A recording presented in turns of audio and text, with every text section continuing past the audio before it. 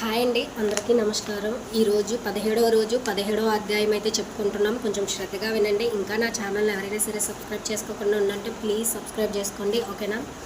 కొంచెం శ్రద్ధగా వినండి. 17వ అధ్యాయం. అంగీరసుడు ధనలోభనకు చేసి తత్వపదేశము. ఓ మునిశ్రేష్ఠులారా, ఓ ధనలోభి, నీకు కలిగిన సంశయములందు సమాధానము చెప్పుచున్నాను వినుము. కర్మ వలన ఆత్మకు దేహధారణకు సంభవించుచున్నది, కావున శరీరోత్పత్తికి కర్మ కారణమగుచున్నది. శరీర ధారణము వలననే ఆత్మ కర్మను చేయును కనుక కర్మ చేయుటకు శరీరమే కారణమగుచున్నది. స్థూల సూక్ష్మ శరీర సంబంధము వలన ఆత్మకు కర్మ సంబంధము కలుగునని తొలి పరమేశ్వరుడు పార్వతీదేవికి వివరించును. దానిని మీకు నేను వివరించుచున్నాను. ఆత్మ ఎనగా ఈ శరీరమునకు అహంకారముగా ఆవరించి వహించుచున్నది అని అంగీరసుడు చెప్పెను. ఓ మునీంద్ర, నేను ఇంతవరకు ఏ దేహము ఆత్మయని భావించుచుంటిని కనుక ఇంకను వివరముగా చెప్పబడినని వాక్యార్థ జ్ఞానముకు పాదార్థ జ్ఞానము కారణమగుచుండను. కాన అహం బ్రహ్మ అను వాక్యార్థనము గురించి నాకు తెలియచేయండి అని ధనలోభుడు కోరెను. అప్పుడు ధనలోభునితో అంగీరసుడిట్లు ఎనయు, ఈ దేహము అంతఃకరణ వృత్తికి సాక్షియే. నేను, నాది అని చెప్పుబడి జీవితయే అహం అను శబ్దము. సర్వాంతర్యామి సచ్చిదానంద రూపమై పరమాత్మనః అను శబ్దము. ఆత్మకు ఘటాదుల వల్లే శరీరముకు లేదు. ఈ ఆత్మ సచ్చిదానంద స్వరూపము. బుద్ధి, సాక్షి, జ్ఞానరూపి శరీరేంద్రియములు మొదలగు వాని వ్యాపారమందున ప్రవర్తింపజేసి వానికంటే వేరుగా ఉన్నదై ఎల్లప్పుడూ నొకరితో ఒక రీతిని ప్రశంసించు ఉండినదే ఆత్మ అని అనబడును. నేను అనునది శరీరేంద్రియాలతో ఒకటినికి నాకు కాదని తెలుసుకొనుము. ఆ దేహాంద్రి యాదులనన్నిటినీ ఏది ప్రకాశింపజేయునో అదియే నేను అని నిశ్చయము. అందుచేత అస్థిరములకు శరీరేంద్రియాదులకు కూడా నామరూపముతో నుండి నశించునవియేగాక ఇట్టి దేహమునకు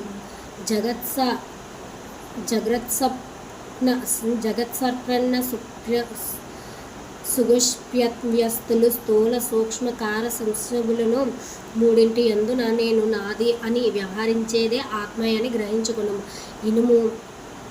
ఇనుము సూదంట రాయిని అంటిపెట్టుకొని తిరుగుతున్నట్లో శరీరం ఇంద్రియాలు దేన్ని ఆశ్రయించి తిరుగుచుండునో అదే ఆత్మ.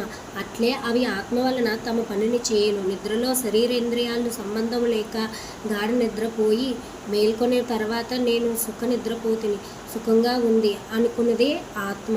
దీపము గాజు బుడ్డితో ఉండి ఆ గాజును ఇటులో ఆత్మ కూడా దేహేంద్రియాలను ప్రకాశింపజేయుచున్నది. ఆత్మ పరమాత్మ స్వరూపమగుట వలన దాని ద్వారా పుత్రాదులు ఇష్టమగుచున్నారు. అట్టి విశేష ప్రేమాస్పదమగు వస్తువేదో అను పదమునకు కంచిత్గానత్వాది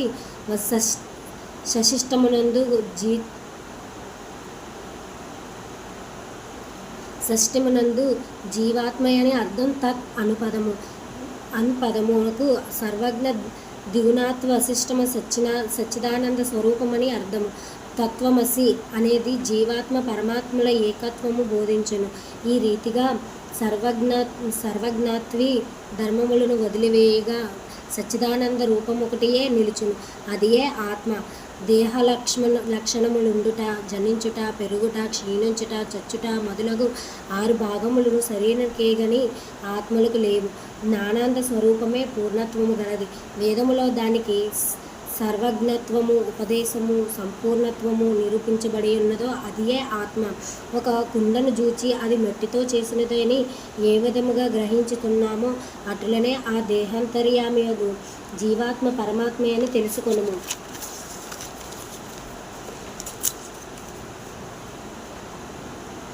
జీవులచే కర్మఫలమును అనుభవింపజేసేవాడు పరమేశ్వరుడే అని జీవుల కర్మఫల అనుభవింతురే అని తెలుసుకొను.